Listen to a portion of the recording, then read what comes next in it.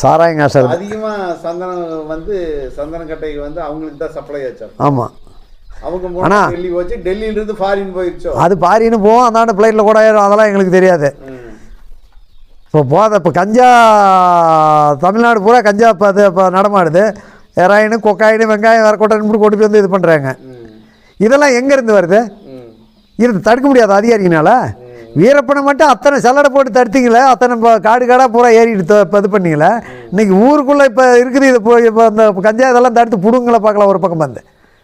சரி, இவ்வளோ பேசுகிறீங்களே, கடைசியாக ஒரே ஒரு கேள்வி. இந்த நீங்கள் இருந்த காலம் 90 வரைக்கும் இருந்திருக்கிறீங்க, 2000 வரைக்கும் ஜெயிலில் இருந்திருக்கிறீங்க. ஆமாம். அதுக்கு முன்னாடி வீரப்பனை கண்ணில் கூட பார்க்கலினா கூட வீரப்பனை என்னென்ன பண்ணுறாருங்கிற தகவல் உங்களுக்கு வந்துட்டு இருந்திருக்கு. ஆமாம். அப்படிங்கும்போது ஏறத்தாழ ஃபஸ்ட்டு